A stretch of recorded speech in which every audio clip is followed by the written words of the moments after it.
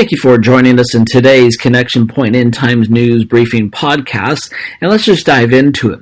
To start out, the historic signing with Israel and the Abrahamic Accord with the United Arab Emirates and Bahrain at the White House. So this happened just the other day, how the world had witnessed a historic step towards the peace in the Middle East after two Arab countries signed the peace agreement with Israel after meeting with President Trump in Washington.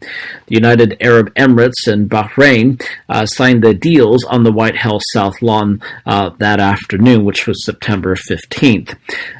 President Trump presided over the signing of the ceremony, declaring that the signals of the dawn of the new Middle East, saying that the deals will change the course of history. They are choosing a future in which Arabs and Israelis, Muslims, Jews, and Christians can live together, pray together, dream together, side by side in harmony, community, and peace, said President Trump. Benjamin Netanyahu, Israel Prime Minister, signed two historic diplomatic deals with the United Arab Emirates and Bahrain.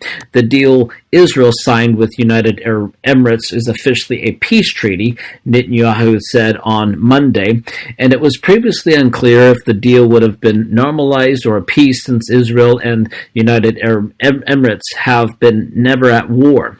The deal Israel signed with Bahrain is a declaration of intent to make peace with Bahrain, and this is because there was not enough time to drop a full agreement since Friday when ties between Bahrain and Israel were announced, according to the Jerusalem Post. The peace treaty with the United Arab Emirates will have to be brought before a vote in Israel's cabinet, then the Knesset after Netanyahu signs it. The peace treaty will only be finalized after it is approved by the cabinet. Meanwhile, Israel's declaration with Bahrain is just a joint statement that doesn't need a Knesset approval. So Trump also signed the Israel, United Arab Emirates, and the Israel-Bahrain deal as witnesses or as an observer.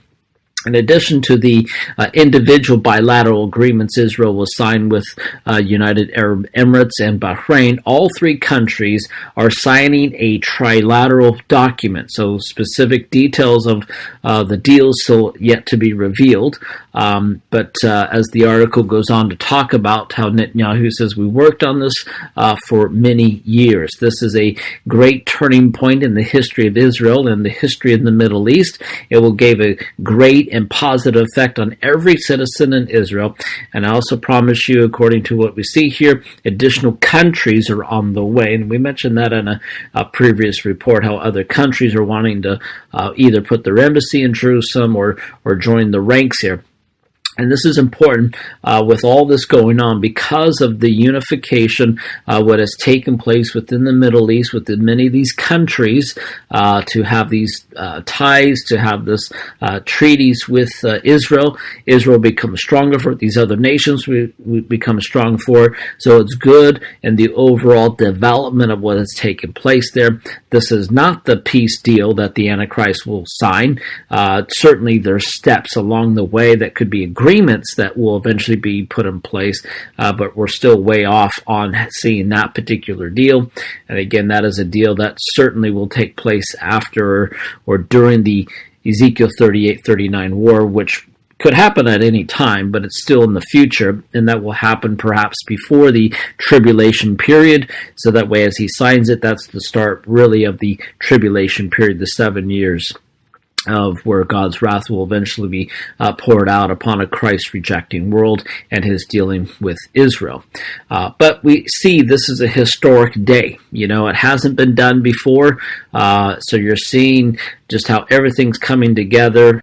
On a separate note, on a different report, also speaking of the Jerusalem Post, had this interesting article that talks about new satellite photos show airstrike on secret missile facility in Syria.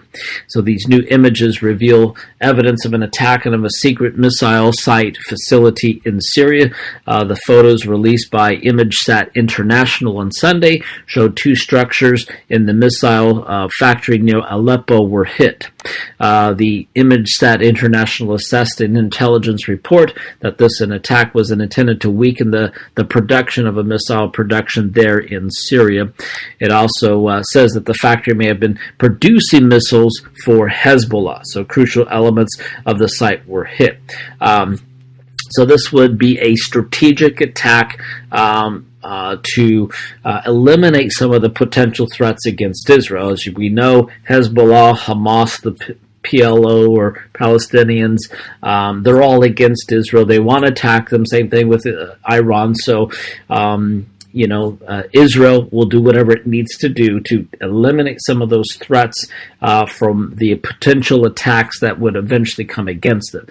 Smart move on their part, but even though you see these sort of things taking place, it does continue to create tension within the Middle East, especially what is going on in Syria. So we need to pay attention and keep a good pulse on what is happening in Syria, especially when it comes to these sort of news reports. We're going to eventually see more of Russia development there, and also Iran working more in Syria.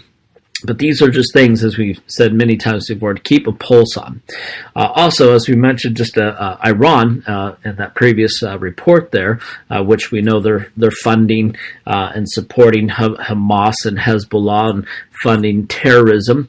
But Iran proxies threaten missile attacks against Israel and the United Arab Emirates. And part of it is because they're upset. They don't like how Israel has developed this peace agreement and peace treaty with these other Arab nations. So, of course, they're going to threaten missile attacks against them.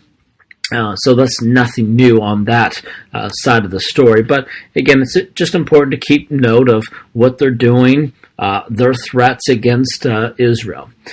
Onto a separate item, not surprising to see the development of technology, but there's this interesting report that came out of Fox New York News that has this robot can detect if people are wearing masks. It's amazing how people just flip out if you're not wearing the mask over, your nose as well, or if you just have it over your mouth, they get after you. Or if you're not even wearing a mask, people just flip out thinking like, oh, it's the end of the world. And so people just get so bent out of shape. Anyways, but this human-like robot called Pepper can detect whether people are wearing a mask to stop or help stop the spread of COVID-19. So again, this whole COVID-19 has just been way out of proportion. But anyways, Pepper uses these cameras to scan the faces up to 5 people in a group simultaneously in order to check if they're wearing a mask. And so during the interaction, Pepper displays a green or red circle around the face on its tablet, depending on whether the person is wearing a mask or not. So partners in development can add other features such as voice interactions to warn people that they're required to wear a mask. It can also alert businesses that people are not wearing a mask. And so mask checking is an important feature to these business owners as new protocols are put in place all around Europe and declares that it's mandatory for people to wear masks in closed spaces, which again, it becomes very unhealthy. We've done reports on the wearing mask sort of thing. It's really unnecessary, except if, in certain cases where it's important to wear masks, but by and large, being in public, not necessary. We've done videos on these sort of things, pointing out the facts and research why, the whole issue of masks. And each time we put out something like that, presenting the facts, presenting the research, this sort of stuff is being taken down. Anyways, it is interesting to see this robot development and the development of this technology to assist with enforcing and catching people who are not obeying the mandates. And again, just on that note, you see how bent out of shape some of the police are, forcing people, fining people, dragging them out of cars. Anyways, it's just gone way out of hand. But you see people who are not obeying the mandates, again, they're going to get caught, they're going to get fined, they're going to get jail, all unnecessary. But anyways, this technology, just another step that will be in place to help Big Brother, help government, eventually probably help the Antichrist to eventually use and keep track of people, enforce, policy, rules, etc. Anyways, it was just interesting to see that report.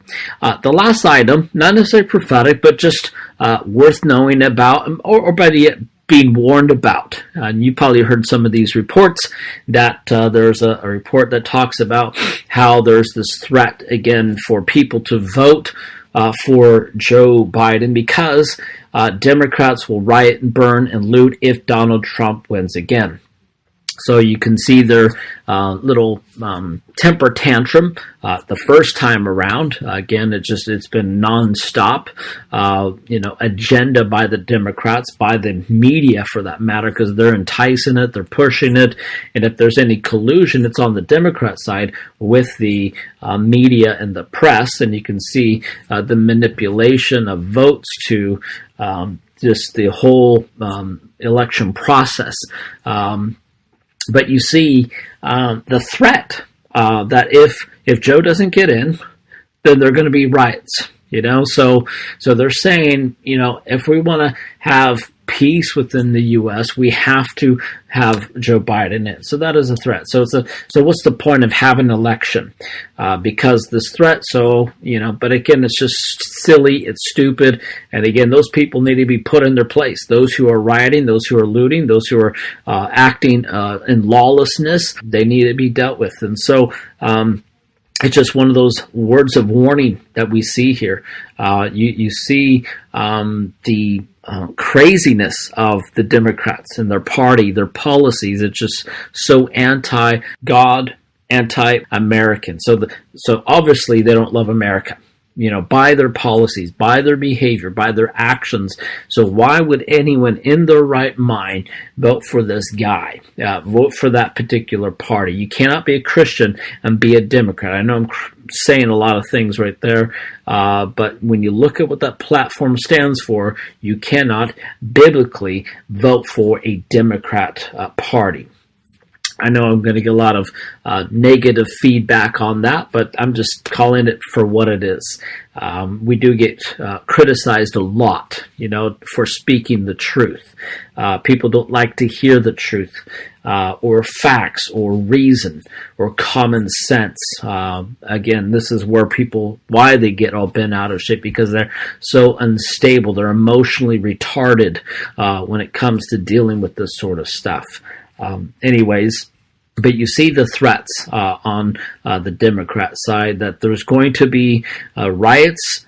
It's not going to stop.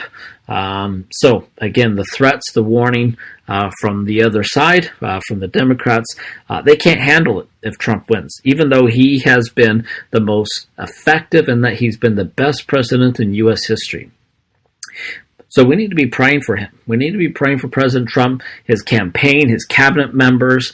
We need to be praying for the protection of the election process, the truth, and for the light to expose those who try to cheat the votes, those who are trying to cheat the system, that it gets stopped, supernaturally, that God's hand is upon this whole system. Pray for an awakening, a powerful move of the Spirit, and that we can see people getting saved and they're surrendering to the Lord. For the true Christians to rise up, to be bold, to be courageous, to be living for the Lord. Amen. That's it for today's update. Until next time, God bless.